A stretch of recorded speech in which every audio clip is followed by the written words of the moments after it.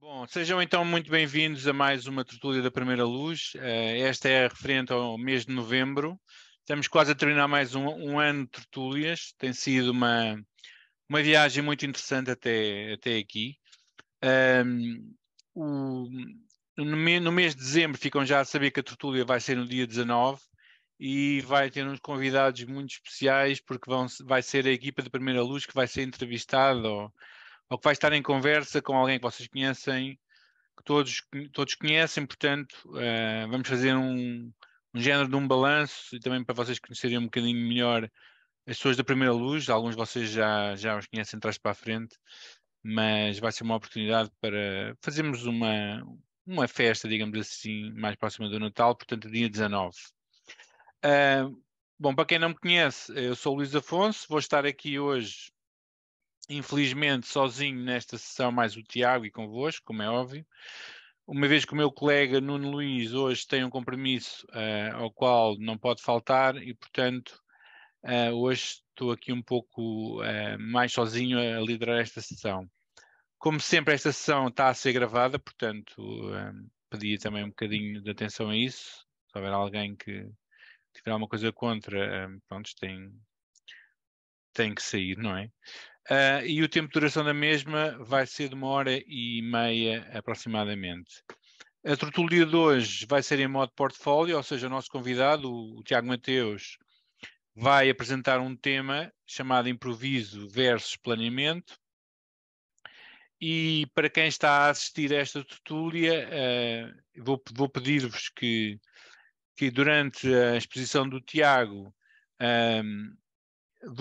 se mantenham em silêncio, se bem que o Tiago, segundo sei, tenho aqui um dedo que adivinha, eu acho que vai pedir a vossa participação, portanto depois ele também explicará melhor o que é que se pretende e depois vocês poderão usar o chat para responder ao Tiago, mas como sempre vocês já sabem que durante a exposição do Tiago, se alguma dúvida, alguma questão surgir, vocês podem sempre ir deixando o vosso nome no chat para depois eu vos passar a palavra e vocês poderem interagir com o Tiago.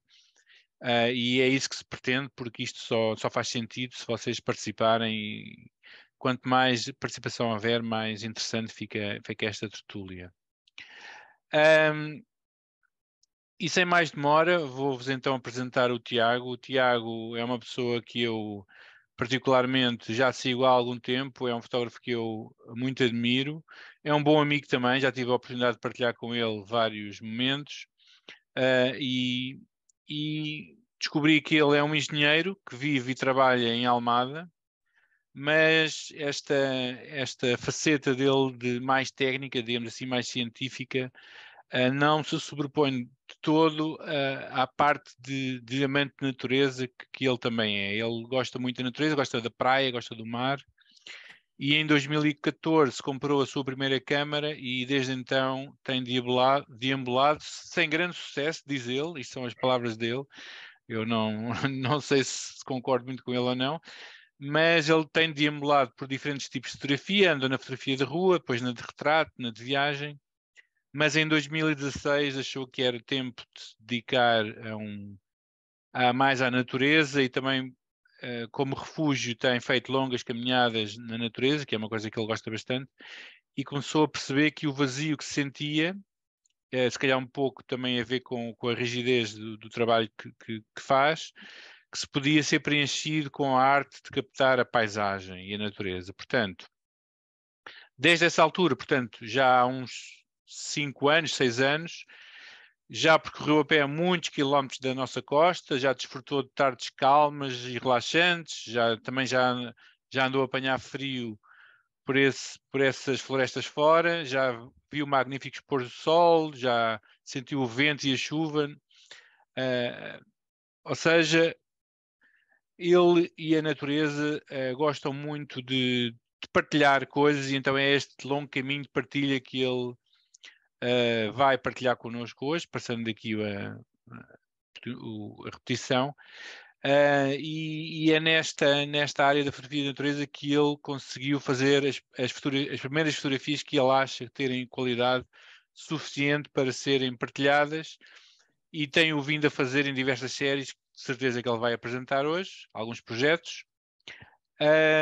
E para além disto tudo, destes projetos que tem em mãos, também tem um canal do YouTube, tem uma revista, uma zine, como ele chama e como chama muita gente. É estas revistas feitas de forma mais não diria amadora, mas mais intimista, mais... Desculpa, como é que disseste? Informal. Mais informal. Que ele publica frequentemente e que vocês podem ele depois pode nos dizer como é que vocês conseguem adquirir estas zines. Portanto, vou então dar a palavra ao meu caro amigo Tiago e que nos vai apresentar então este seu tema improviso versus planeamento. Tiago, bem-vindo. O palco é teu. Boa noite. Desde já queria agradecer o convite à Primeira Luz e a todos os que estão aí em casa que decidiram juntar-se a nós. Como tu disseste, leste muito bem a minha biografia, obrigado. Mas eu quis trazer aqui um tema que é o improviso versus planeamento para mostrar um bocadinho do meu trabalho, mas não de uma forma enfadonha, ou seja, mostrar-vos os meus projetos, mas segundo uma perspectiva de um tema em específico. Quando quiseres posso começar. Força. Ok. Espero que estejam todos a ver. Sim, sim. Oi. Ou seja, o tema que eu vos trago aqui hoje é o improviso versus planeamento. Eu tive a ideia de fazer este tema porque acho que posso mostrar o meu trabalho de uma forma, como é que eu ia dizer, completa, mas de uma perspectiva de um tema em específico como é este. Primeiro, antes de mais, um bocadinho sobre mim. Como o Luís disse, eu sou um engenheiro, trabalho numa universidade, mas nos meus tempos livres eu gosto de dizer que sou artista.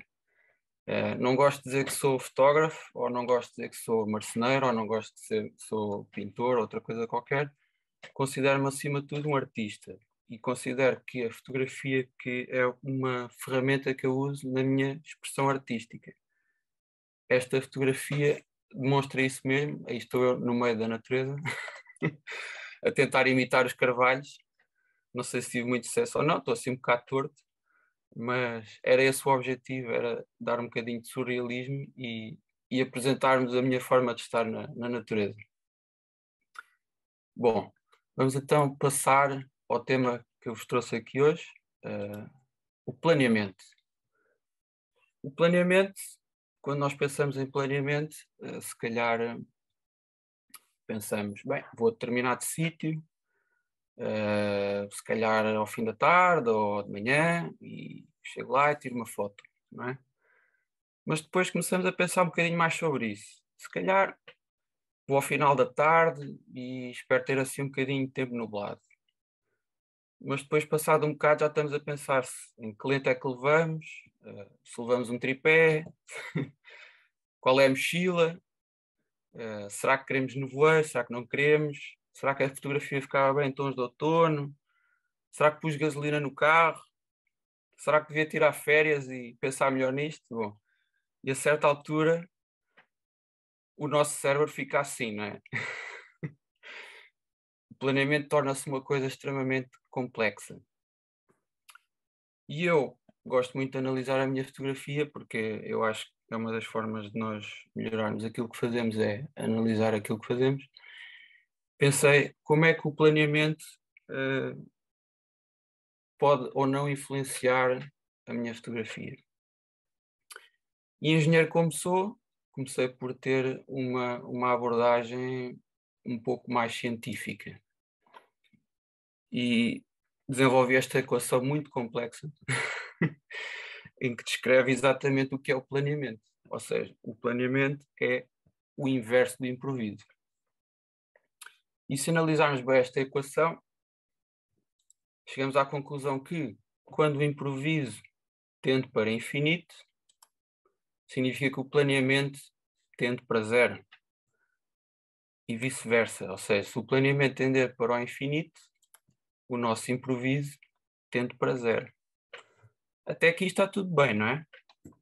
Agora, o problema é definir o que está no meio destes 2 pontos, que é o improviso total e o planeamento absoluto. Ou seja, no meio destes 2 pontos extremos, nós vamos ter o nosso nível de planeamento fotográfico. E como eu vos mostrei no primeiro slide, ou no segundo, já não sei agora, nós definirmos o que define este nível de planeamento pode ser uma tarefa bastante complicada. E então eu decidi escolher aqueles fatores-chave, aquelas coisas que são fáceis de definir quando fazemos um planeamento, e ordená-las segundo uma determinada ordem. E a ordem que eu escolhi para ordenar esses fatores que influenciam o planeamento são ordenados segundo a probabilidade de sucesso no planeamento. Ou seja, quanto mais complexos são os fatores que influenciam o nosso planeamento fotográfico, maior será a probabilidade do nosso planeamento de falhar. Ou seja, eu vou começar a pôr aqui os fatores para fazermos um planeamento pela ordem de sucesso do planeamento. Ou seja, em primeiro lugar, o espaço. A primeira coisa que nós devemos escolher é onde queremos fotografar.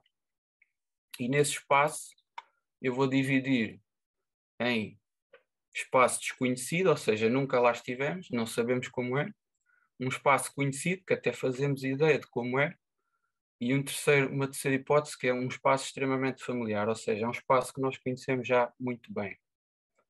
Depois entra o fator tempo. E aqui não é o tempo de clima, nem de meteorologia, é o tempo, ou seja, a estação do ano ou a altura do dia. E aqui vemos que a probabilidade de insucesso do nosso planeamento começa a desaparecer. Depois introduz o reconhecimento, é outro fator muito importante do nosso planeamento. E este reconhecimento do terreno pode ser virtual, utilizando aplicações, como por exemplo o Google Maps ou o Google Earth, ou pode ser um reconhecimento físico. E neste reconhecimento físico podemos fazer um reconhecimento mais abrangente, ou seja, podemos percorrer uma praia de uma ponta à outra e perceber se aquilo tem algum potencial fotográfico, ou temos já em si uma composição específica. E vocês estão a ver que já termos espaço, tempo, altura do dia, fazer um reconhecimento e ter uma composição específica, já é grande probabilidade do nosso planeamento falhar, não é? E eis que entra o pior fator deles todos, o clima. E aqui no clima é onde o nosso planeamento quase certeza que vai falhar. Porque nós podemos escolher um clima específico, ou seja, se queremos sol, ou nuvens, ou não sei, outra coisa qualquer, mas também podemos escolher um evento raro, como seja um nevão, ou seja, um dia de nevoeiro, sei lá, cincel, que ainda é mais raro, não é? E estes são os fatores que eu escolhi de uma forma muito sucinta e muito simples para nós definirmos o nosso nível de planeamento. Agora, nós podemos pôr este nível de planeamento numa escala. E se numerarmos esta escala, nós vamos ter valores entre 0 e 10. Mas está aqui a faltar uma coisa, não é? Eu no slide anterior, desculpem, disse-vos que o planeamento absurdo tende para infinito. Ou seja, nós vamos introduzir aqui mais um fator, que é o número de tentativas. E neste número de tentativas, a experiência diz-me que quantas mais vezes tentamos fazer uma fotografia, maior é a probabilidade de termos insucesso no planeamento. Ou seja, é porque é uma coisa muito difícil. E este número de tentativas, vamos dar-lhe um valor X, e esse valor X então pode tender para infinito. Nós podemos ficar em loop várias vezes a tentar fazer a mesma fotografia. Bom, e é com este nível de planeamento que eu pretendo entrar na história. Vamos chamar a esta escala, a este nível de planeamento, a escala de Mateus. EM. E nesta nova escala de Mateus, permite a medição do nosso nível de planeamento fotográfico entre o improviso total e o improviso total e o planeamento absoluto. A escala, como vos disse, varia entre 0 e 10 mais X número de tentativas. E isto é um nome importante que vocês vão ter que memorizar, a escala de Mateus, porque nós nos próximos slides vamos usar esta escala para avaliar as fotografias que eu vos vou mostrar. Ok? Então, vamos começar por alguns exemplos. Temos aqui 2 exemplos que estão quase nos extremos. Um deles está nos extremos, o outro não está muito nos extremos. São 2 fotografias que pertencem ao meu projeto Office, escritório, que é um projeto onde eu desenvolvo fotografia de paisagem na costa, aqui junto de Lisboa. E, portanto, aqui se calhar é fácil, o Luís de certeza que sabe qual é a fotografia improvisada. Tens ideia, Luís? Epá, eu diria que era da direita, mas não sei. Ok. É que se calhar sabes a minha opinião sobre o ICM, não é? Pois, Então eu vou revelar agora aqui a escala de Mateus. Então a escala de Mateus para a primeira fotografia é um 9, ou seja, deixa-me voltar aqui atrás. O 9 é o quê? Eu escolhi o espaço, escolhi o tempo, fiz um reconhecimento físico e escolhi o clima específico, não fui para um evento raro, está bem? Ou seja, temos aqui um 9. E a segunda é um 0, porque isto foi uma fotografia não intencional. Isto foi quando a minha câmera fotográfica, eu tinha na altura uma Fujifilm X Pro 2, foi levada por uma onda. Mas ela morreu a fotografar, ok? Eu ainda consegui salvar esta fotografia. Portanto, esta é a única fotografia que eu vou mostrar que está na escala 0, que é o improviso total, porque a câmera não conhecia o meio ambiente onde estava, que era o ambiente subaquático. Portanto, os extremos existem. Portanto, o improviso total é possível. Vamos passar agora aqui a um segundo exemplo. E neste exemplo, o que eu vos queria explicar é que quando vocês planeiam uma fotografia, não implica que não improvisem. Antes, pelo contrário. Tem aqui esta fotografia que é tirada no Cabo Especial.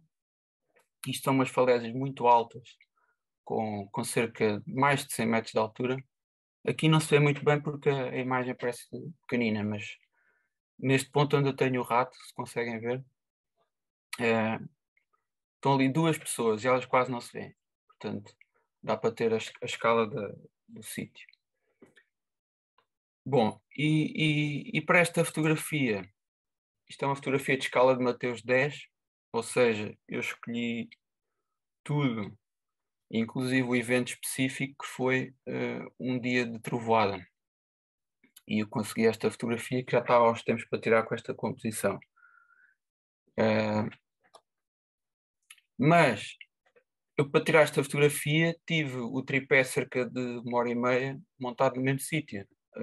Ou seja, eu estive à espera que a luz e que as nuvens, etc., se aproximassem da composição que eu queria, e tive ali N tempo até conseguir esta fotografia. Ou seja, foi uma fotografia planeada em que eu perdi o meu tempo para a captar, não é? Mas, ao mesmo tempo, tirei esta fotografia também. E pergunto a vocês, bem, como é que tu fizeste isso se tiveste a máquina no tripé?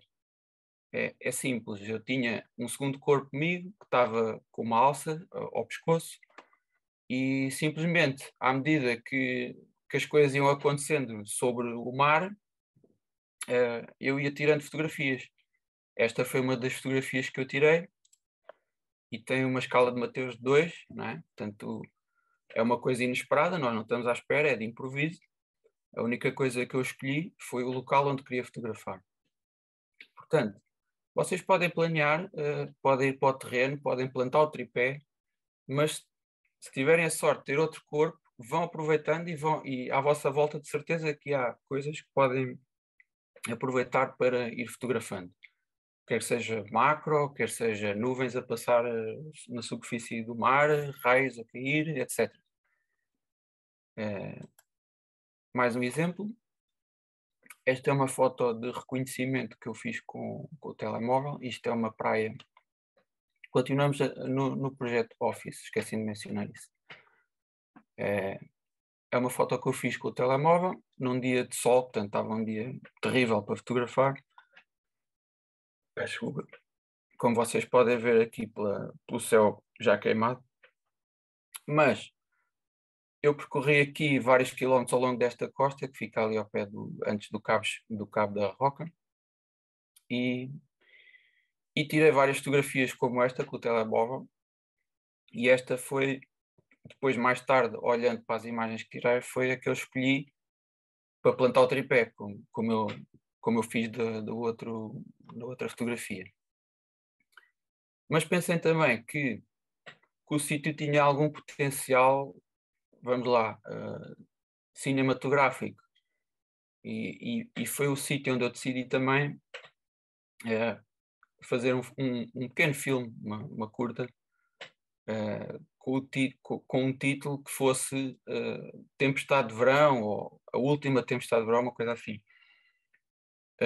Como vocês sabem, este ano tivemos um verão muito atípico, portanto, com muito pouca precipitação. As oportunidades fotográficas foram fraquinhas, e eu só consegui esta tempestade de verão já finais de setembro. E, portanto, decidi rodar aqui um filme que se chamou A Última Tempestade de Verão. E a tempestade chamava-se Daniel. Vocês têm aqui alguns freeze frames do filme, depois podem ver no meu canal de YouTube. Mas o que eu vos queria dizer era o planeamento que nós fazemos para a fotografia de paisagem. Se vocês tiverem outros interesses como eu tenho, não é? Que é fazer filmes, podem planear fazer as fotografias no local, com os enquadramentos que escolheram, com o clima que escolheram, mas também podem fazer outro tipo de coisas, como é, por exemplo, a rodagem destes pequenos filmes. Bom, e na rodagem deste filme, foi muito giro, porque eu, como sabem, eu trabalho na universidade, eu saio por volta das 5, 5 e meia, e eu sabia que a tempestade estava a passar, ou seja, isto é o final da tempestade. E normalmente nesta zona aqui de Lisboa, isto é a zona de Sintra, mais ou menos, no final das tempestades, nestas tempestades de verão que vêm, normalmente o sol abre de forma espetacular. E eu sabia que muito provavelmente que isso ia acontecer novamente. Pela previsão que eu vi de meteorologia, eu sabia que mais ou menos na altura do pôr do sol era o período onde as nuvens iam entrar no continente e íamos ter uma aberta. E assim foi. E eu saí do trabalho, preparei tudo, preparei a mochila, preparei as duas câmaras, a câmara de filmar, a câmara de fotografar, e fui para o terreno. E eu posso-vos dizer que este filme, apesar de, pronto, ele tem cerca de 6 minutos, a versão final, e ele foi rodado em simplesmente 40 minutos. Foi uma correria, porque eu vou filmando à medida que vou progredindo no terreno, e depois eu já sabia exatamente qual era a rocha onde eu ia plantar o tripé, e sabia exatamente qual era o enquadramento que eu ia fazer, os filtros, etc. E foi montar tudo, e o sol abriu e fechou em cerca de 10 minutos, eu não estou a exagerar. Foram 10 minutos onde eu fiz várias fotografias em bracketing, porque era uma diferença de range dinâmico muito grande, e ao mesmo tempo consegui filmar cerca de 3 planos de mim a fotografar. Ou seja, aqueles 10 minutos foi a correria total. E mesmo assim consegui tirar. Ok, tenho aqui a escala de Mateus, só para estarem situados. Consegui tirar esta fotografia no momento exato em que o sol abre. E isto prova que, se vocês planearem, eu esperei cerca de um mês por fazer este filme e por tirar esta fotografia, mas se vocês tiverem a paciência e tiverem atentos à meteorologia, vocês vão conseguir tirar a fotografia que querem. No processo, eu também fiz mais esta fotografia, já depois do pôr do sol, que já tinha feito também o scouting desta árvore. Esta árvore foi direitinha para um outro projeto que eu vou apresentar mais à frente, que é um projeto dedicado ao Pinheiro Manso. Também tem escala de Mateus 10, portanto, evento específico. E isto prova que vocês, se conseguirem planear tudo corretinho, vocês vão conseguir as fotografias com que sonharam. E eu passei mais de um mês a sonhar com esta fotografia.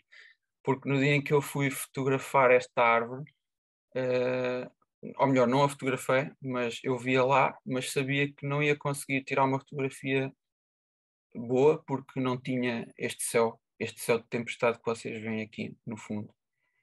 Basicamente foi isso. Bom, postos estes exemplos que eu vos dei de planeamentos meus, ou de falta de planeamento, né? Quando eu perdi uma máquina no mar, interessa então questionarmos isto, né? Vamos questionar isto e vamos tentar perceber como é que o planeamento pode ou não influenciar, por exemplo, a qualidade da nossa fotografia. É uma das perguntas que eu faço.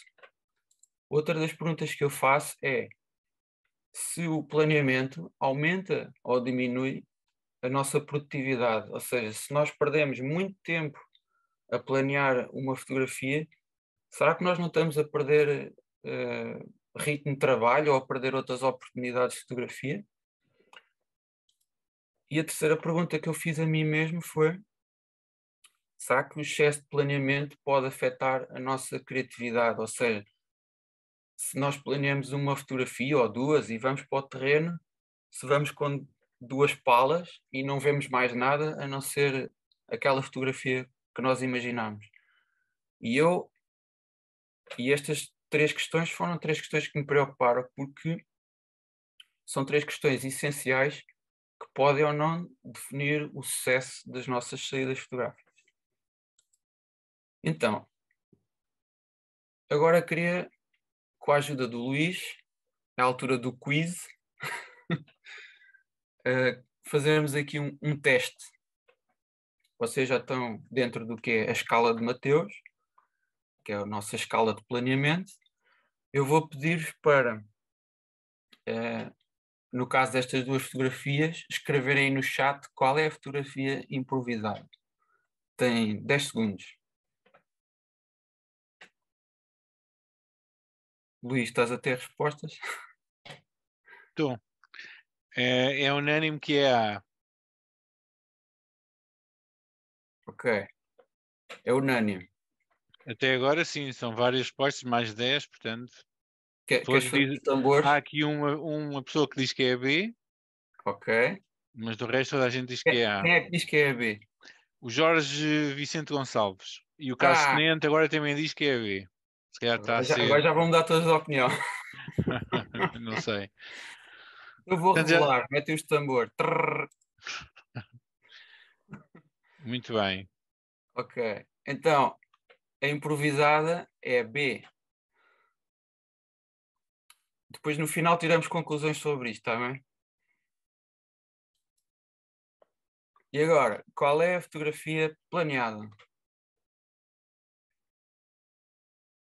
Este é o projeto que eu desenvolvo na Costa Vicentina. Vocês têm aqui três imagens, ou melhor, duas imagens do Cabo Sardão e uma imagem de uma praia que fica perto de Almograve, que chama-se a Praia dos Picos, que é a vossa imagem C. Portanto, acho que o nome é sugestivo. Temos respostas, Luís? Temos respostas, mas aqui não, aqui estamos. Está 50-50 entre A e a B. É lá.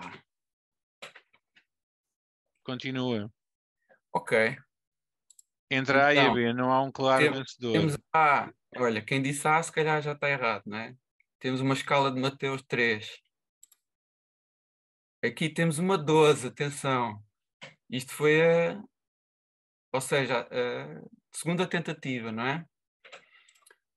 E a terceira, espera aí, que eu tenho isto à frente, escala de Mateus 1. Portanto, é quase um improviso total.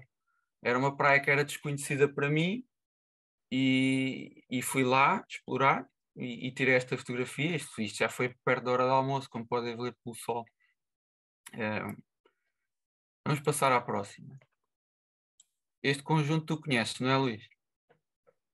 Sim, já me passou pela Passou-te vista. no crivo. Não, no crivo não, porque eu não tive nada, não tive nada a ver com isto.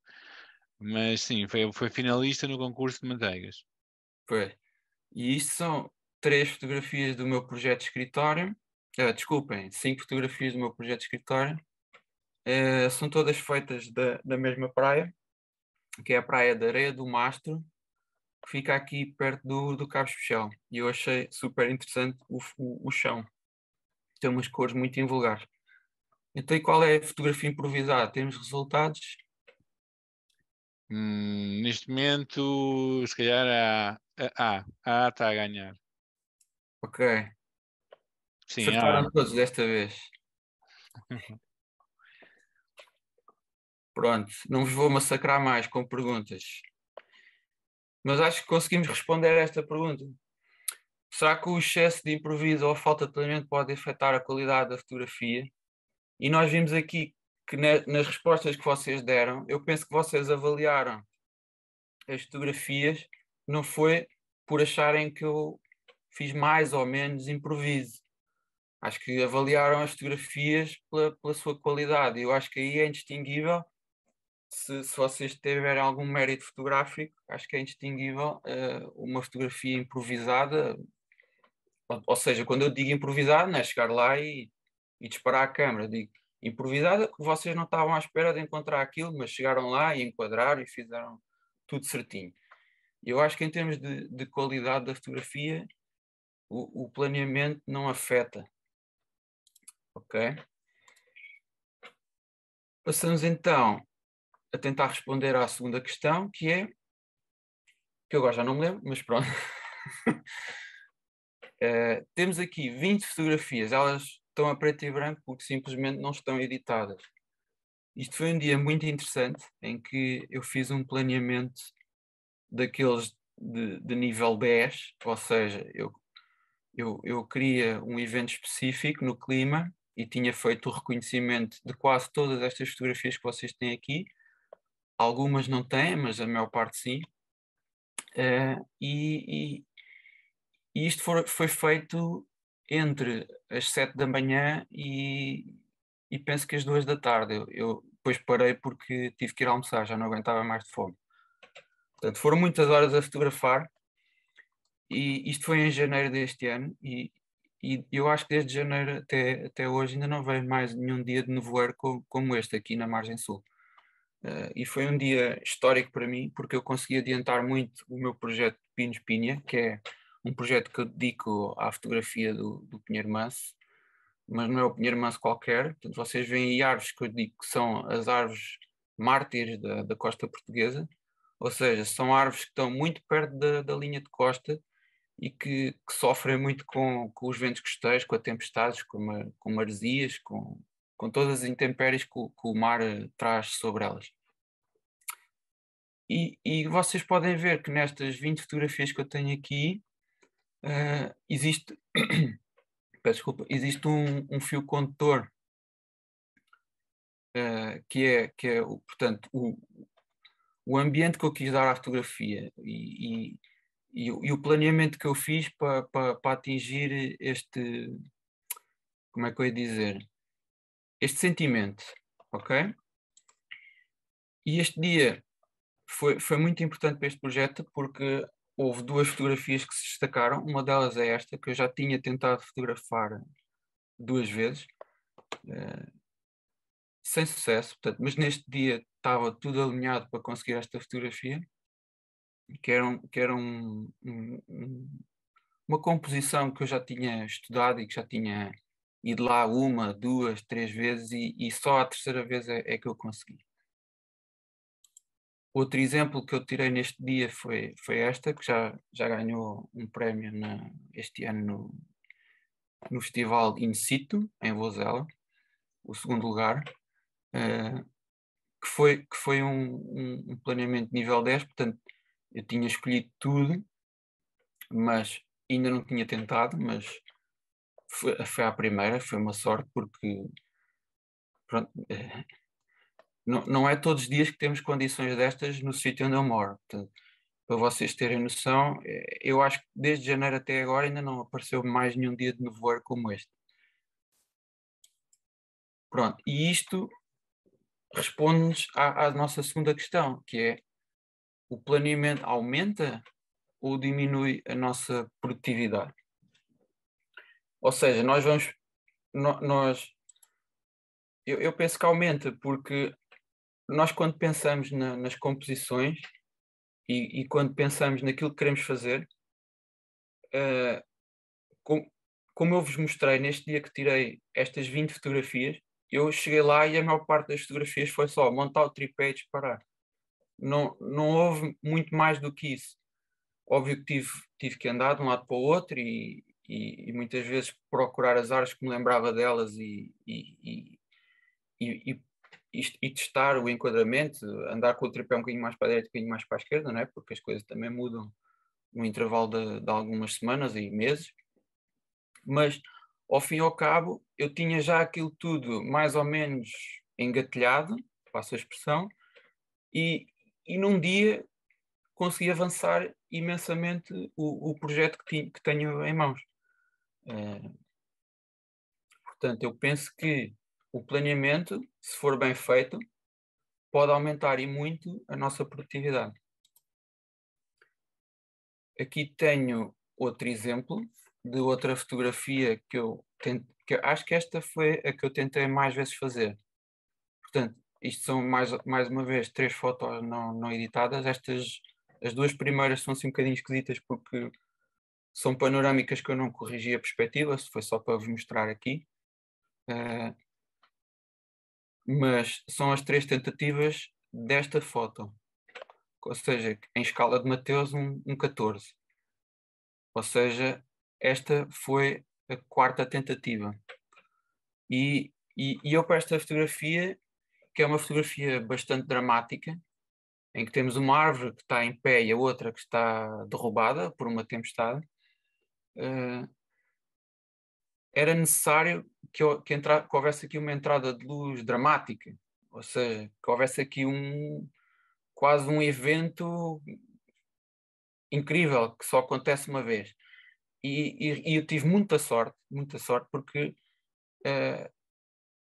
quando eu vi que o nevoeiro estava a dissipar e que ia começar a haver uma aberta no nevoeiro, e eu estava ainda um bocadinho longe destas árvores, e lembrei-me, pá, isto vai abrir, eu vou começar a andar e vou lá para o fundo tentar tirar aquela fotografia que já ando para tirar há muito tempo.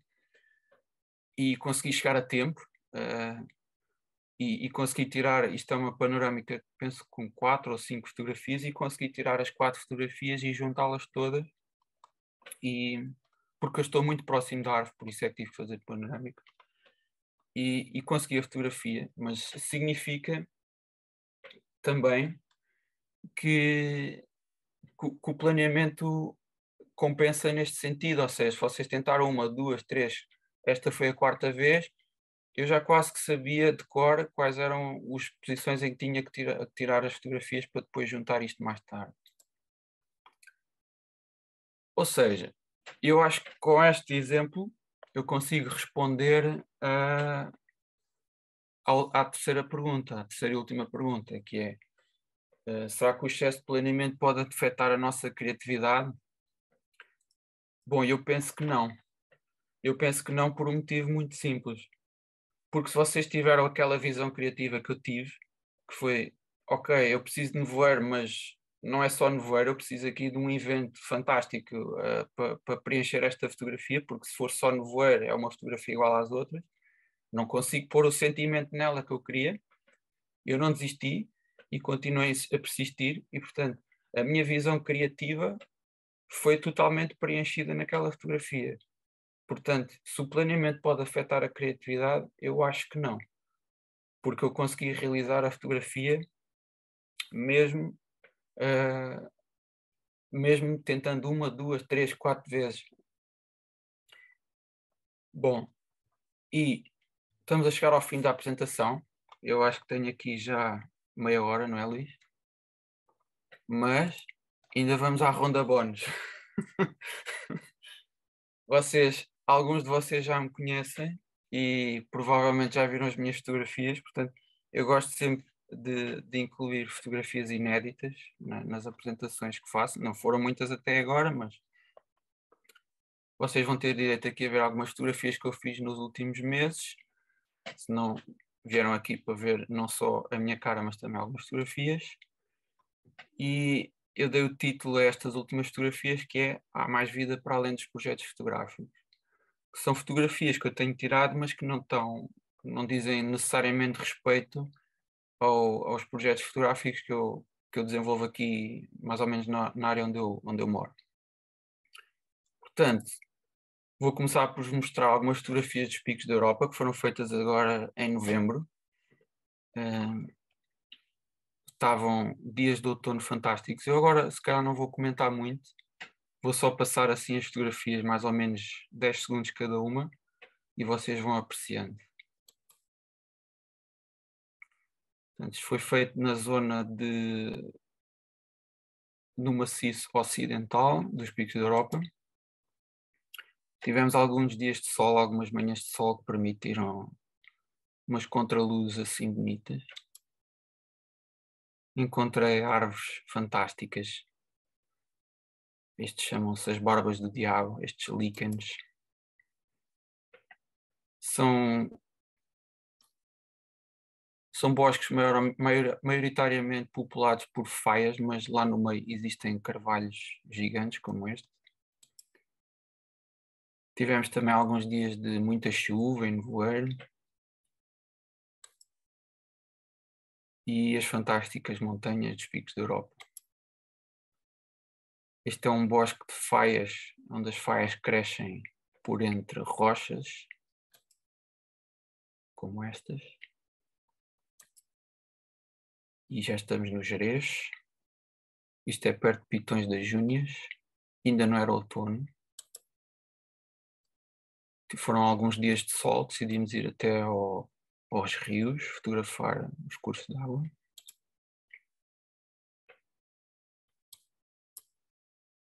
E pronto, deixo-vos aqui estas fotografias inéditas, em primeira mão. E queria agradecer-vos a vossa atenção. O quiz serviu um bocadinho para acordar, mas acho que aqui na parte final já estava a passar pelas brasas, ou não? Não, acho que não. Olha, obrigado, Tiago, por esta tua apresentação. Adorei esta última fotografia. Consegues pôr outra vez? Anda lá para trás. É? Esta? Esta fotografia está fabulosa. Adoro essa fotografia. Isto foi um momento de irmandade ali com o nosso amigo Mário Cunha. Eu encontrei esta composição e depois tivemos ali, sei lá, uns 40 minutos a tentar afinar isto. Depois ele não tinha tripé, eu emprestei-lhe o tripé, ele tirou também. Pá, foi giro. Mas são momentos bem passados e esta luz que vocês veem aqui na água é interessante porque parece falsa, mas não é. Isto foi umas poeiras do norte da África que vieram nestes dias e isto foi tirado quase ao fim do dia e nós tínhamos assim este reflexo dourado sobre a água. Dava ali aquele toque mágico à fotografia. As cores estão fantásticas. Uhum. Muito bem. Posso parar Bom, o ecrã? podes. Okay. Bom, enquanto as pessoas não se inscrevem para participar, já sabem que podem se inscrever aqui via chat. Eu tenho aqui um monte de perguntas para te fazer. E a primeira é... Não, em primeiro lugar tenho que te parabenizar e agradecer por teres vindo em primeira mão apresentar a escala Mateus. A escala de Mateus é esta plateia, portanto... Epá, Eu acho que eu já vou... sabes que eu tinha que trazer um bocadinho de bom humor aqui. Exato, eu acho que vou falar contigo, vou pôr marca registada, como é óbvio, na escala de Mateus, mas acho que vou começar a usar a escala de Mateus também nas minhas formações, portanto, porque gostei bastante. E a primeira pergunta que eu te faço é: tu aplicas a escala de Mateus, surgiu por causa dos teus projetos, ou tu vês a escala de Mateus como uma coisa geral à tua fotografia? Ou seja, eu custa-me a acreditar, mas não quer dizer isto que seja impossível, e por isso é que eu te estou a fazer esta pergunta, é se tu, por exemplo, quando vais para os picos da Europa ou para os Gerês, que são sítios onde tu não consegues fazer este planeamento, digamos assim, tão bem feito como tu fazes nos teus projetos que são ao pé da tua casa, se tu também estás naquela onda da escala de Mateus ou se estás completamente liberto de qualquer planeamento e vais fotografando o que queres. Como é que funciona isto? Eu, para te ser sincero, quando o Nuno Luís me pediu para fazer uma apresentação, eu não queria fazer uma apresentação só sobre projetos. Então escolhi este tema, porque é um tema que me interessa muito e porquê? Porque a minha forma de analisar a fotografia passa muito por isto. Respondendo mais concretamente à tua questão, quando vou para sítios, por exemplo, para os Picos da Europa ou para os Jerez, etc., se lá estiver muitos dias e conseguir fazer reconhecimentos ou qualquer coisa do género, posso optar, portanto, nos picos isso aconteceu, posso optar por ir para determinada zona e tentar fazer a fotografia que idealizei. Mas é muito difícil. Normalmente este tipo de planeamento eu aplico somente aos projetos fotográficos. Por exemplo, agora para a próxima semana em dezembro estou a contar voltar à Costa Vicentina e tenho planeado ir lá precisamente nas alturas de maré baixa. Portanto, apesar de ser um sítio longe de casa, eu fiz esse tipo de planeamento. Eu marquei férias para uma altura em que eu sei que vou ter maré baixa. E já sei quais são as praias para onde quero ir fotografar, etc. Portanto, existe um determinado nível de planeamento que nós podemos fazer mesmo para quando vamos um pouco mais longe dos nossos, aquilo que eu falava no nível, na escala de Mateus, que é os nossos espaços familiares, não é? Mas a maior parte do planeamento que eu faço é os exemplos que eu dei na primeira parte da apresentação, que é quando quero fazer um filme ou quando quero fazer uma fotografia muito específica, como são os autorretratos. Eu primeiro vou a um determinado sítio, escolho um caminho ou escolho uma árvore, etc., para fazer os meus autorretratos. E como é que tu efetivas esse planeamento? Ou seja, como é que tu o tornas físico? Tu tens um caderninho, tens um computador que anda contigo, onde é que tu guardas essas notas? Olha, por acaso, está aqui na imagem. Isto é o meu escritório aqui atrás. E vocês têm aqui, deixa lá ver, aqui mais ou menos, Tens uns uns post-its na post-its? parede. Sim. Portanto, aquilo são alguns planeamentos que eu tenho. Portanto, E, eu tu, às vezes, alguns tenho na cabeça, mas outros tenho escritos, sim. e vais escrevendo no terreno ou escreves em casa, é conforme, não é? Normalmente, quando chego a casa, eu tenho muitos dias de sol aqui, infelizmente. Tenho muitas saídas falhadas de sol, portanto, que não me interessam muito. Eu sou um gajo de mau tempo. Tá. Lembro do Paulo Rocha na apresentação que fez no Iris. Ele no final diz: mau tempo é para sair de casa. Eu sou um bocado também assim. eh, e portanto, nestes dias em que está muito sol, eu aproveito um bocado para fazer o que nós chamamos na gíria o scouting, né? O Uhum. reconhecimento. E vou tomando notas mentais e às vezes também escrevo ali nos post-its. Ok, isto é uma dica bastante interessante, especialmente para as pessoas que aqui estão, que estão a fazer o curso de projeto fotográfico. Esta ida para o terreno, às vezes não se fotografa nada, mas traz muitas ideias que Uhum. depois podem ser concretizadas mais tarde. Muito bem, vou dar aqui a palavra ao João Quintela. João, bem-vindo mais uma vez. Pedi-te que ligasse o teu microfone e que fizesse a tua questão ao Tiago. Ora bem, muito obrigado, boa noite. Muito obrigado, Tiago. Boa noite. Gostei imenso das tuas imagens, da tua apresentação, achei imensa graça, com o humor que havia, porque acho que é tudo importante. Eu, para já, só para que não haja confusões, e estou a brincar, a minha escala de Mateus é para aí nível 2 ou 3, no máximo.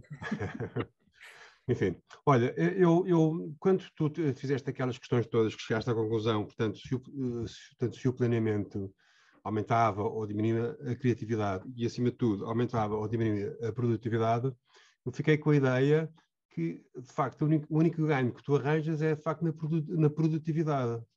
É isso ou não? Não, eu acho que também aumenta um pouco a nossa criatividade, porque nós ao planearmos, nós estamos a pensar nas coisas e nós ao pensarmos nas coisas vamos de certeza ter outras ideias. Vamos começar a trabalhar mais aquelas competições, aquelas ideias que tínhamos. Aquilo que vimos no terreno, depois fica a trabalhar cá dentro. Eu acho que, por exemplo, quando vou fazer os scoutings ali para a zona que eu costumo fotografar os pinheiros, para a Mata dos Medos, é, aquilo tudo depois que eu vejo, transporto para casa e aquilo. Epá, eu não queria estar aqui a ser um bocado lamechas, ou não, mas eu às vezes sonho com os pinheiros e sonho com as pedras e com aqueles enquadramentos todos. E muitas vezes um gajo acorda de manhã e diz: "Epá, vou até lá e vou tentar fazer aquilo." Portanto, o planeamento começa a ir, não é? Começa nós a irmos lá, voltarmos para casa e também depois trabalhar essas ideias todas um bocadinho melhor. Portanto, eu penso que a criatividade não se perde, só ganha, porque quanto mais tempo temos o nosso cérebro a trabalhar naquilo, a pensar naquilo, mais a criatividade vem ao de cima. Eu acho que sim. Sim, quanto a isso, de acordo. Mas a minha questão era exatamente é que tu acabaste por focar mais na produtividade do que propriamente na criatividade. A criatividade, quanto a isso, não há dúvida nenhuma. E, aliás, na tua apresentação foste claro. E também na resposta que deste há bocado ao Luís, também explicaste mais um bocado essa parte, portanto, também respondeu um bocado. Mas eu fiquei um bocado, na minha cabeça ficou mesmo a questão da produtividade. Portanto, até que isso é importante, não é? É mais, portanto, pôr a produtividade acima, quer dizer, entre aspas, não é? Sim. Portanto, como fator de importância. Isso para ti é muito importante, de facto, ou não? A A produtividade? produtividade é sim, porque se eu não tivesse feito o trabalho de casa, naquele único dia em que eu tive um nevoeiro muito forte, porque convém explicar que aqui nesta zona o nevoeiro tem duas características, ou seja, temos o nevoeiro matinal, aquele nevoeiro que aparece rente ao chão e que traz o orvalho e traz muita umidade.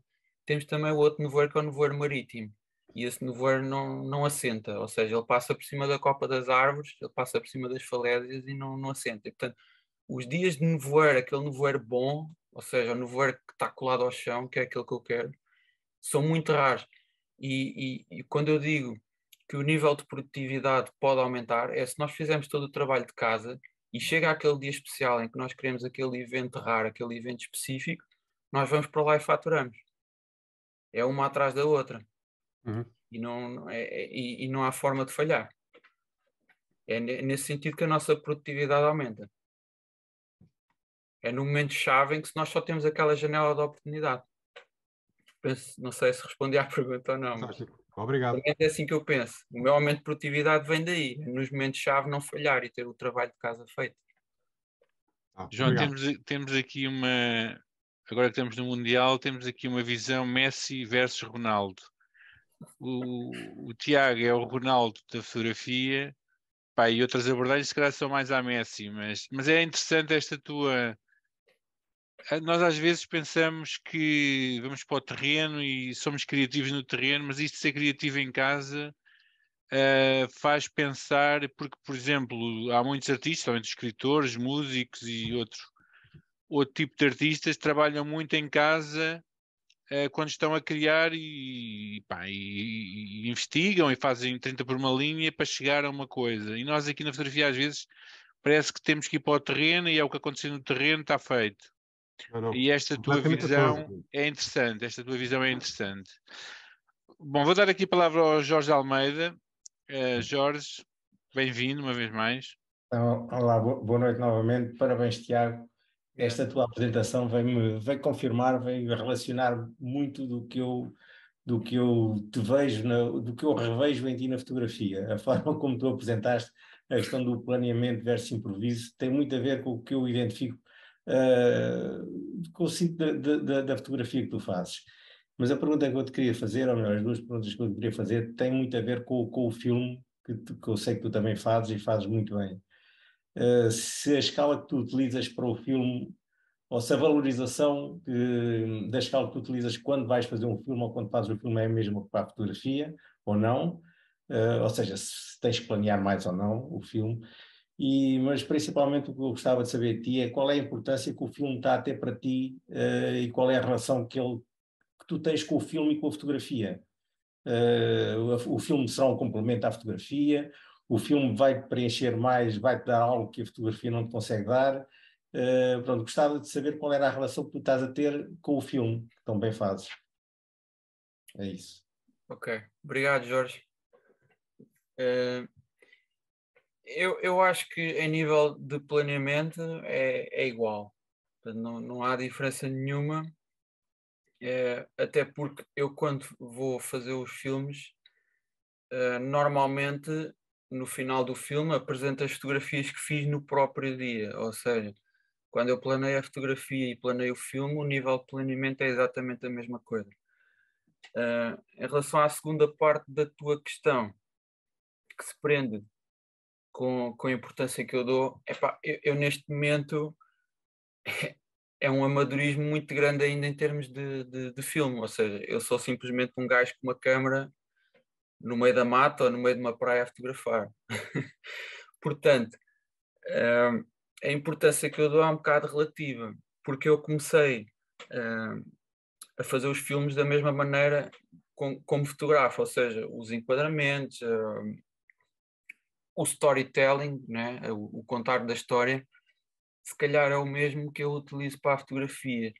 O meio de eu passar a mensagem é que é um meio diferente, se calhar um pouco mais completo, diria eu, que é o meio da cinematografia. Portanto, eu até à data não tive ainda nos meus filmes argumentos suficientemente fortes, peço desculpa, para chamar aquilo filmes no sentido mais pesado do termo, chamemos-lhe vídeos, vá, pronto. Eu já tentei desenvolver alguns argumentos para depois filmar, ainda não concretizei, mas é uma coisa que eu no futuro, respondendo à terceira parte da tua questão, se calhar tenho que levar um bocadinho mais a sério, ou seja, eu gosto muito de filmar, se calhar não gosto mais de filmar do que fotografar, não sei, mas é uma coisa que talvez possa mudar no futuro. Mas o que eu vejo que tem que evoluir, provavelmente, é deixar de ser só um gajo no meio da mata com uma câmara, mas começar a desenvolver também um bocadinho de argumento, ou seja, que os meus filmes sejam já não só documentar as minhas saídas, mas também começar a produzir algum argumento à volta daquilo que se pode fazer na fotografia de natureza. Não sei se respondi à tua pergunta. Sim, sim, sim, sim, sim. Ou seja, há de ter uma importância cada vez maior se eu conseguir dar o salto de conseguir ter um argumento de jeito nos meus filmes. Ok? Sim, e pronto, e agradeço a tua resposta. É que também anda-me a passar pela cabeça fazer alguns vídeos, mas não sei também, sinceramente, qual é a relação que eu depois vou ter com. Eu acho que vou gostar imenso de fazer, mas não sei qual depois vai ser a relação que vai ter o vídeo com a fotografia. E pronto, e o dilema que tu estás a passar, eu também com certeza o irei passar e muitos de nós passaremos também. Porque ao fim e ao cabo temos ali uma máquina que é tão boa a filmar como a fotografar, não é? E acho que é um desperdício muito grande que nós damos ter um equipamento daqueles só para fazer metade da função que ela pode fazer. O único conselho que eu te posso dar é, quando começares, começa como eu comecei, ou seja, encarares a videografia ou a cinematografia da mesma forma que encaras a tua fotografia. Pensar nos enquadramentos, pensar no que é que tu queres contar, a história que queres passar. Exatamente como a fotografia. Pelo menos isso ajudou-me bastante a arrancar. Tá, obrigado. Muito bem. Antes de dar aqui a palavra ao Ricardo, eu estou a olhar aí para trás de ti e vê-se mesmo que tu és o homem da escala de Mateus, porque se vocês reparem lá atrás, ele tem aquilo tudo penduradinho, tem ali as mochilas, as objetivas estão dentro de um armário hermeticamente selado. Só quem conhece o que o Tiago faz é que percebe esta minha piada, que o Tiago é responsável por uma sala de investigação que tem que estar não sei, a não sei quantos graus e sem sala pós, uma sala limpa. Mas também estou a ver aí uma coisa interessante, que são essas duas fotografias que estão aí, essas duas impressões que estão aí penduradas. Sim. Fala-nos lá um bocadinho da tua relação com a impressão e porque é que tens essas fotografias aí penduradas. Epá, eu tenho uma impressora cá em casa, uma impressora, não é nada especial, é uma impressora fraquinha, vá, mas que é o suficiente para matar o bichinho da impressão. Que eu acho que quando nós trabalhamos a fotografia, estamos lá no terreno e, como é o exemplo daquela fotografia, a que está ali em cima, no canto, que foi a última fotografia que eu mostrei aqui na apresentação, são aqueles momentos especiais que nós partilhamos com outra pessoa e que depois queremos ter essa recordação. Eu acho que isso é muito importante. Ou seja, usas essas impressões só para tu te lembrares dos momentos, não porque estejas a fazer nada com ela. Por exemplo, o Ricardo usa essas fotografias para as colocar em quarentena, para ver se gosta delas, se não gosta. Tu não fazes isso. Não, eu só imprimo se gostar mesmo. É mais como recordações, sim. Ok. Mas no caso daquelas duas que estão ali atrás, eu no próximo fim de semana, no dia 3, vou estar na Nazaré, vou lá falar um bocadinho para o Clube de Fotografia da Nazaré e imprimir umas fotografias também para levar para lá, para o pessoal ver. E portanto elas se calhar estão ali de quarentena porque no sábado já vão para a Nazaré. Mas, Muito bem. Vou passar então, então aqui a palavra ao Ricardo. Ricardo, bem-vindo. Ricardo. Olá, Tiago. Olá. Bem? Tudo bem? Bem. Olha, muito rapidamente, acho que a minha pergunta cruza-se aqui um bocadinho com a do João Quintela, talvez. Eu percebo que tu trabalhas muito a projetos e, portanto, se calhar planeias mais do que improvisas. Não sei se consegues fazer esse rácio do que é que planeias e do que é que improvisas. Mas o que eu te quero perguntar é, entre o planeamento e o improviso, onde é que tu sentes que a criatividade acaba por pulsar mais? No fundo, para tentar perceber se de facto o nível de criatividade é exatamente o mesmo, tanto no improviso como no planeamento. É uma questão complicada essa. Se calhar temos que acrescentar uma quarta questão à apresentação. Mas eu penso que a criatividade, apesar do planeamento, requer, nós não conseguimos ter planeamento se não formos criativos, não é? Porque nós temos que pensar nas coisas para podermos planear convenientemente, mas eu penso que se formos avaliar isto a nível de prazer, e nós se calhar temos mais prazer quando somos criativos, não é? Se eu for avaliar o nível de prazer que me dá o improviso, se calhar sou mais criativo ou gosto mais de ser criativo quando estou a improvisar.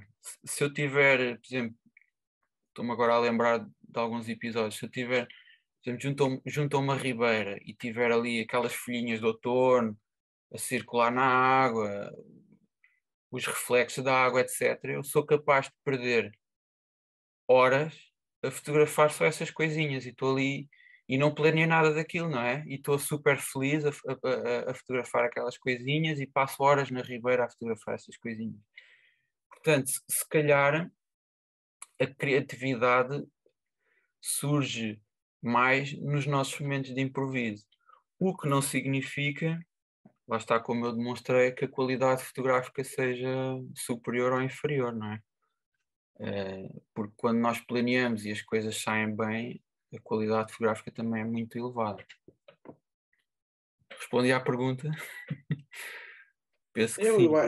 Eu acho que sim, penso que sim. Eu acho que sim. Só dar nota que o David Duchemão, um fotógrafo que eu em tempos aprecio muito e aprendi muito com os livros dele, e acho que ele mudou muito a minha forma de fotografar e de planear até, tinha a ideia da fotografia pré-concebida. Já acreditei mais na fotografia pré-concebida do que hoje, mas ele tinha a ideia da fotografia pré-concebida. Ele conseguia imaginar uma fotografia sem a câmara. se fosse preciso, enquanto estava a dormir, numa noite de insónia, se fosse preciso, criava uma fotografia na cabeça dele. E depois ia materializar essa fotografia, o que é um conceito engraçado.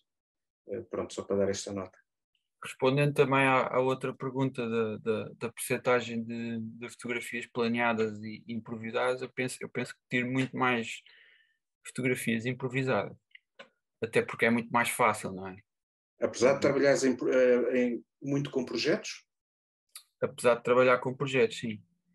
Porque muitas vezes eu fico na escala de Mateus aí 4, 5, ou seja, não escolho muito bem o tempo que quero, nem faço reconhecimento, apenas escolho um dia, um sítio e vou para lá. Pronto. E isso é planeamento à mesma, mas é uma escala de Mateus muito mais reduzida, não é? Portanto, se calhar tiro muito mais vezes no improviso. Tu não tens noção do que é que tu criaste com esta escala de Mateus, porque a escala de Mateus agora vai ficar Eu disse que ia pôr o meu nome na história. sim, na cabeça de toda a gente, e vamos todos começar a brincar entre uns com os outros por causa da escala de Mateus. Mas eu agora coloquei aqui no chat uma definição de criatividade, e porque nós temos muito esta noção de que a criatividade está muito ligada à originalidade e à coisa nova, e às vezes esquecemos que a criatividade também é termos a capacidade de criar uma coisa a partir da imaginação, que é aquilo que tu estás a dizer que fazes. E aquilo que o Ricardo estava a dizer há pouco também, que o David Duchemin fazia, e há outros fotógrafos que fazem. Por exemplo, eu li um livro muito interessante do Richard Mizrak, que é um fotógrafo americano, que também sonhava coisas e depois ia fazê-las durante o dia, não é? E é interessante porque muitos de nós, se calhar, sonhamos com muita coisa, porque tu às vezes há pouco estavas a dizer que sonhavas. Eu às vezes também sonho, e se calhar a maior parte das pessoas que aqui estão também sonham com coisas que fotografam, e é interessante ter a capacidade de depois de colocar os nossos sonhos, digamos assim, em fotografia. E portanto acho que esta tua apresentação deixa-nos aqui um bocadinho a pensar, porque se calhar não é só irmos para o terreno e desatar a fotografar com qualidade, como é óbvio, não estou a dizer que não. Às vezes pensamos que a parte mais pensada da fotografia se calhar é um bocadinho menos interessante ou menos romântica, digamos assim, mas eu, olha, por acaso, eu faço isso que tu dizes, mas agora se calhar com uma consciência redobrada depois de ter ouvido esta tua conversa. Bom, entretanto, não sei se há aqui mais alguém que queira colocar alguma questão, ainda temos aqui alguns minutos. E eu ia fazer-te uma pergunta que tem a ver um pouco com a tua biografia, porque às tantas tu dizes que precisas de ir fotografar para te libertares do silêncio com que a tua vida normalmente se desenrola. Queres explicar o que é isto? Eu acho que é a busca pelo fora do normal, não é? Da nossa rotina. Eu acho que passa muito por aí. Portanto, no meu caso, fotografar veio muito aliado às caminhadas pela natureza e, portanto, a certa altura tornou-se uma opção, não é? Eu se não for fotografar mais do que 2 semanas, já começa os parafusos já não começam a saltar aqui, já não começa a bater bem. Uma pessoa tem estes escapes, não é? E é um bocado fugir à nossa realidade, à nossa do dia a dia. É como eu te digo, portanto, a pessoa acaba por ir para a cama e começar a sonhar com os pinheiros e começar a sonhar com as pedras e com as árvores e com aquilo tudo. Portanto, a nossa forma de nos libertarmos do nosso dia a dia, das coisas que podem ser menos boas, é abstrair-nos, é entrarmos naquele nível, o que nós chamamos o flow, não é?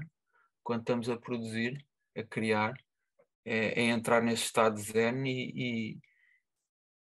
e abstrair-nos de tudo o que está à nossa volta. Eu acho que é um bocado por aí.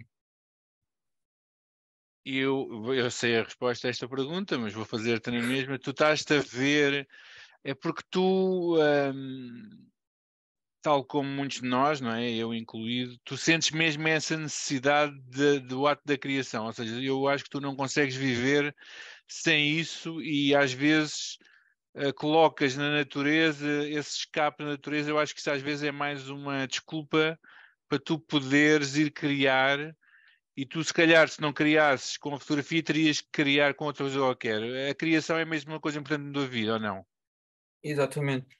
Foi como eu comecei a apresentação. Portanto, aquela introdução que eu fiz foi focada nesse ponto de vista, exatamente, que é, eu não me vejo como fotógrafo, eu vejo-me como artista e utilizo a fotografia como expressão artística. Ou seja, eu não sei se vou estar a fazer fotografia de paisagem daqui a 2, 3 anos, não sei, posso me interessar por outra coisa qualquer. Agora comecei a filmar, neste momento são só um gajo com uma câmera no meio do mato, mas sei lá se isso depois não dá alguma coisa, se calhar a minha expressão artística pode ir por aí, ou dedico-me mais à marcenaria, que também gosto, não sei.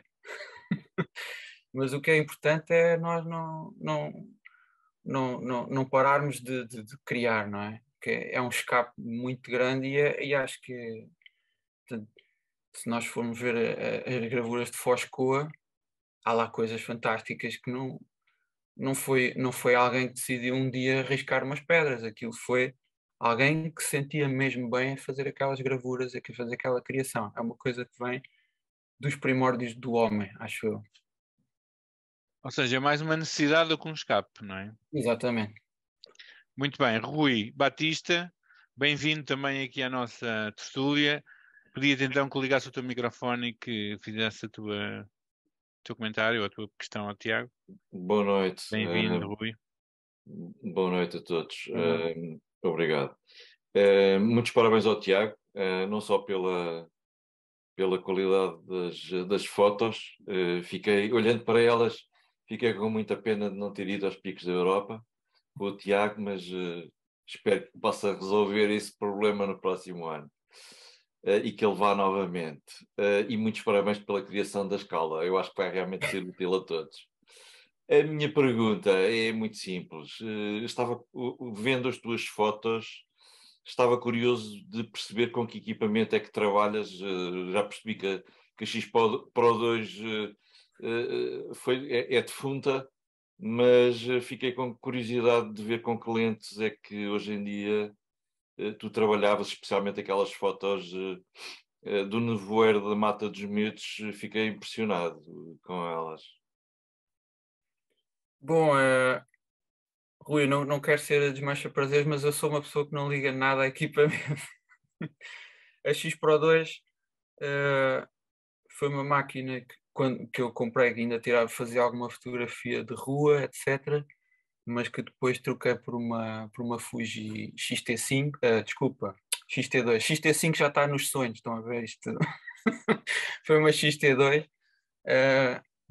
Mas não é coisa que eu ligo muito ao equipamento. As fotografias que vocês viram, a maior parte são feitas com primes. Eu utilizo uma 14mm, penso eu, que é o equivalente a 21 em full frame, e utilizo uma 23, que é o equivalente a 35.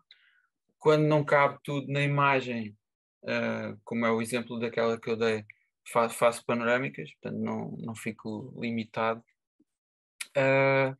Tenho uma zoom, sim, para fazer trabalho de teleobjetivo, é muito importante junto ao mar, mas não ligo muito a marcas. Portanto, eu utilizo Fujifilm, tenho uma Sigma, tenho uma Olympus, tenho várias marcas de eleição. A que eu gosto, se calhar, mais de utilizar é uma Sigma. Portanto, sei que é uma máquina muito vulgar, mas não. Tirando essa máquina que está mais perto do coração, não me vejo agarrado a mais nada. Portanto, o que houver para fotografar, fotografo material velho, seja o que for. Não me prendo muito pelo equipamento. Obrigado. Nada. Pronto, embora não te prendas pelo equipamento, pronto, acho que o Rui ficou esclarecido naquela fotografia do Mata dos Meses. Usaste inclusive novamente a XT2, não, com Sim. aquelas primes que tu disseste, não foi? Sim, exatamente. Muito bem. Uma coisa que eu reparei, por acaso já estava aqui para te perguntar isto há algum tempo, que a escala de Mateus não tem, é a parte do pós-processamento. O pós-processamento não faz parte da escala de Mateus porquê? Epá, porque o pós-processamento não sei se devemos incluir no planeamento. Quer dizer, tu tiras a fotografia já a pensar na edição que vais fazer? Sim, muitas vezes sim. Ok. Tu nunca não costumas fazer isso. Não, sinceramente não. Tento pôr a exposição certinha, não é? Em termos técnicos, portanto não... Não, quer dizer, quando tu dizes que não, por exemplo, na parte das panorâmicas, sim, não é? claro que Aí sim. estás já a contar, não é? Sim, Mas nas são outras, exceções à regra. Não penso muito na edição quando estou a tirar. Até porque eu utilizo aquelas receitas da Fujifilm, tento já acertar tudo mais ou menos ali no JPEG e depois a edição em casa é feita com conta, peso e medida. Por acaso não sou pessoa de editar muitas fotografias, tiro uma ou outra distração, um ramito que está a entrar, uma coisa assim, mas em termos de edição até nem trabalho muito na edição. Exceto agora ultimamente que tenho feito já edições mais complexas, que são aquelas fotografias que eu vos mostrei do projeto Broom, que são os autorretratos. Aí sim já tem uma edição muito mais pesada, já tem uma mão pesada, e talvez nessas já pense, quando estou a tirar a fotografia, a edição que lhe vou fazer. Portanto, já imagino ali as entradas de luzes por entre as árvores, já sei mais ou menos onde é que vou pôr os filtros radiais, etc. Quais são as tonalidades que eu quero explorar. Sim, se calhar nessas dos autorretratos já penso um bocadinho mais na edição que vou fazer. o João está aqui a fazer-te uma provocação, porque tu disseste que não tens muita mão pesada no pós-processamento. Porquê Não. pesada? Achas que...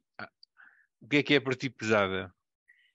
Epá, por exemplo, eu acho que o contraste e a saturação, eu penso que é como o sal e o açúcar na comida. Portanto, se nós exagerarmos muito no sal, a comida não nos vai saber bem.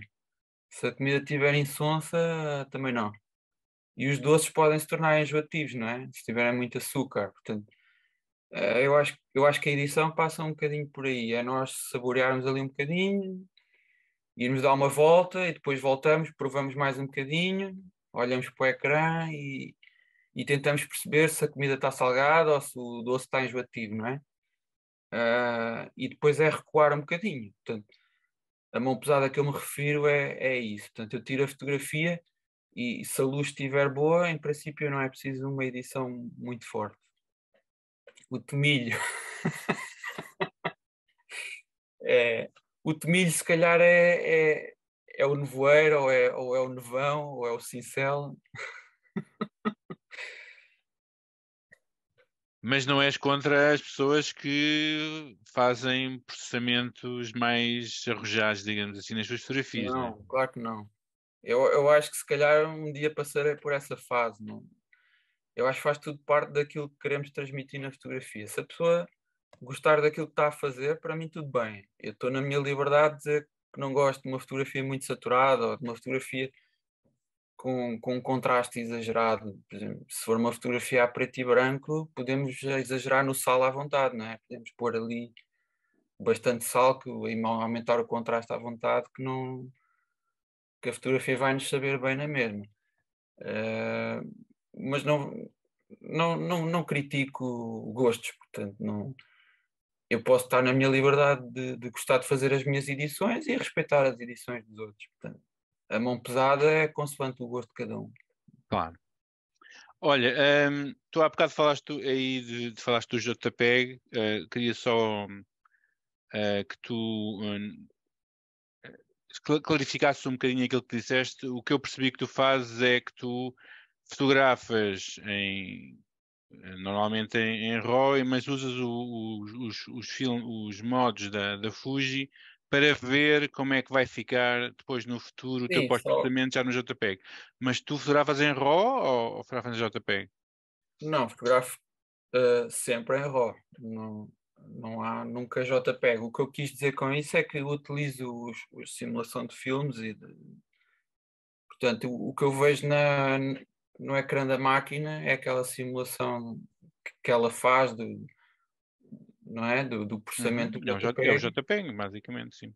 Pronto, mas mesmo que não tires em JPEG, ela dá-te um preview, portanto, com os inputs que tu lhe dás, com a curva e com os níveis que tu queres.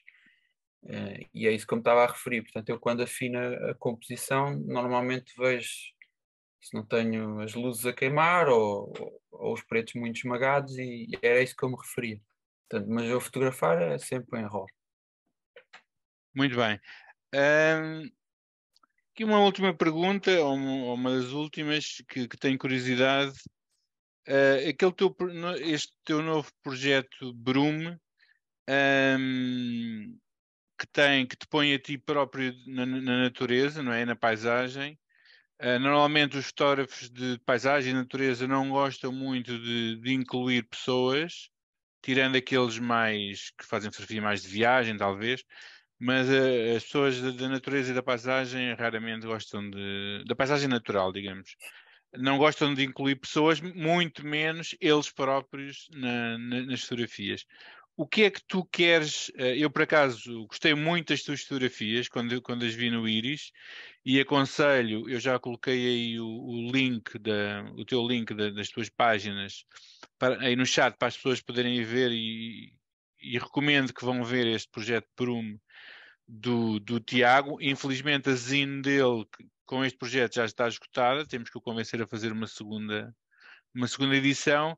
Mas o que é que tu queres transmitir com este projeto? Bem, o Broom, ele está dividido em 4 capítulos, ou seja, é um projeto fotográfico / cinematográfico, ou seja, eu filmo todas as saídas onde eu fiz as fotografias para o projeto, e depois eu convido-os também a verem esses vídeos que estão no meu canal de YouTube. Mas a parte do meu autorretrato, da minha inclusão na paisagem, vem já no 4º capítulo. Portanto, as fotografias que foram feitas no capítulo 1, 2 e 3, portanto, são fotografias no sentido convencional da fotografia de paisagem. O que é que aconteceu? Eu não quis terminar o projeto no 3º capítulo do Broom, portanto, eu quis fazer mais um capítulo. E neste 4º capítulo eu decidi, como estava com a resposta que eu dei ali ao Jorge Almeida, eu decidi melhorar um pouco o argumento. E melhorar um pouco o argumento implica ter uma história mais complexa para contar.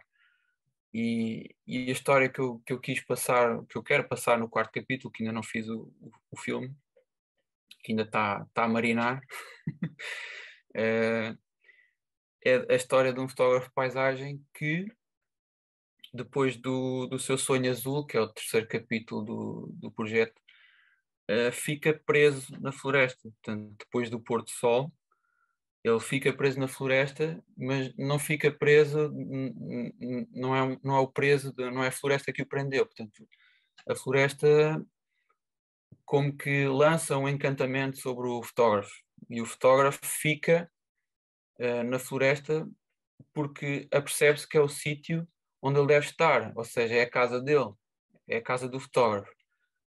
E nesse encantamento começam a surgir fenómenos estranhos, portanto, fenómenos de luzes, vamos chamar de aparições, que encantam o fotógrafo e que o prendem naquela paisagem.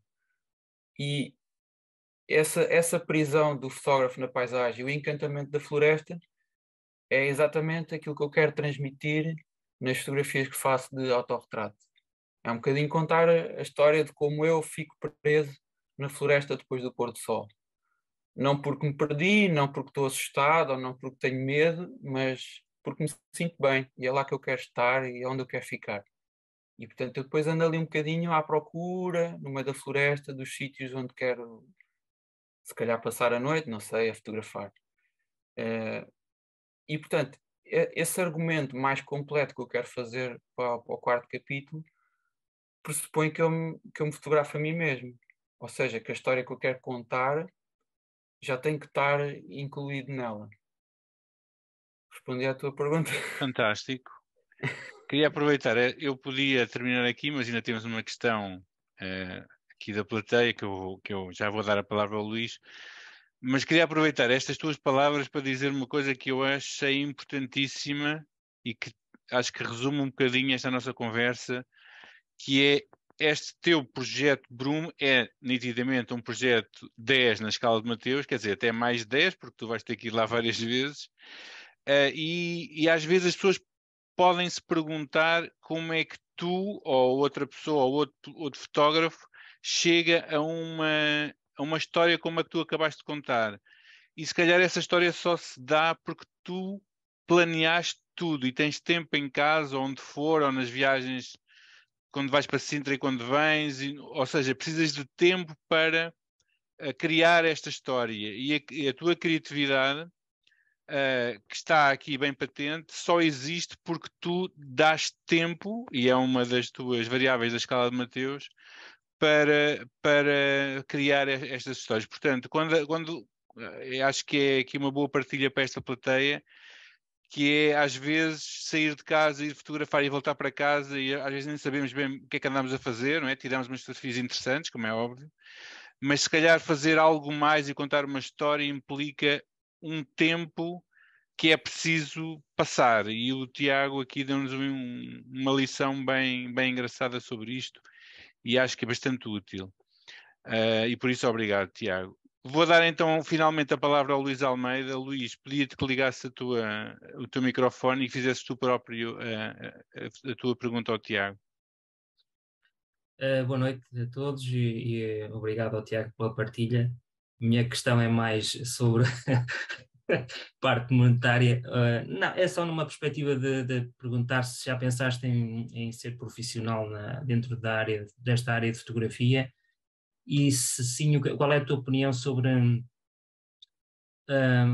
o poder ser prejudicial ou não para a criatividade ou para o prazer do próprio ato de fotografar, ou dependeres da fotografia para pagar as tuas contas, por exemplo. Se achas que isso poderia afetar ou não nesse aspecto. Era só isso. Obrigado. Obrigado, Luís. Prazer em ouvir a tua voz, finalmente. Se eu pensei em viver da fotografia, pá, sim, já pensei disso, né? Uma pessoa quando gosta muito de fazer alguma coisa, se calhar pensa nisso, mas eu penso que com fotografia de paisagem, ou somos grandes malucos, por exemplo, como o Mário, que vive disso, e mandamos de cabeça, ou então pessoas muito prudentes como eu, se calhar ficam um bocadinho sempre de pé atrás, não é? Porque ao fim e ao cabo é um bocadinho difícil justificar deixar um emprego onde se ganha bem, onde temos alguma segurança para dar esse salto para o desconhecido. E eu vou ser sincero, eu duvido muito que fosse ganhar dinheiro com fotografia de paisagem, a não ser que fizesse workshops e desse aulas de fotografia, etc. Respondendo à segunda parte da questão, que é, será que se eu fizesse isso, deixaria de ter prazer em fotografar? Eu penso que não. Eu penso que não. Se calhar ia ter menos tempo para fotografar, se calhar não ia fazer tantas coisas na fotografia como eu agora faço, da maneira como eu quero, à hora que eu quero, e se calhar ia ter que dedicar mais tempo aos meus clientes e não tanto à minha fotografia. Mas penso que se calhar a pergunta que me fizeste é se eu ia enjoar de fotografia de paisagem. Penso que não. Neste momento penso que não. Claro que eu não sei o que é que o futuro traz, mas penso que não. Luís, estás a já agradecer? Estava, mas podes continuar, se ainda não acabaste. Não, tenho um workshop para a semana, inscrevam-se. Estou a brincar. Vamos ali todos para a Serra de Sintra. Muito bem, é um desafio. Tu ficas desafiado a fazer esse workshop. Certeza que ias ter alguns inscritos, certeza absoluta. Se calhar tinha, mas se calhar ainda é muito cedo para isso, não sei. Muito bem. Bom, Tiago, olha, foi um gosto muito grande ter-te aqui connosco. Acho que foi uma tertúlia bastante interessante. Queria também agradecer imenso à plateia que hoje se esmerou a fazer perguntas, o que é sempre bom. E difícil, claro. Nós somos uma plateia bastante informada e difícil. Não vimos para aqui brincar, ok? Somos mais ou menos como a seleção, vá. Mas com um treinador melhor, ok? O Fernando Santos não vai lá. Bom, muito bem. Obrigado a todos. Voltamos dia 19 para mais uma tertúlia. E pronto, convido todas as pessoas que aqui estão e ao próprio Tiago a assistir a essa tertúlia. E, entretanto, vão futurafando, fiquem bem e até breve.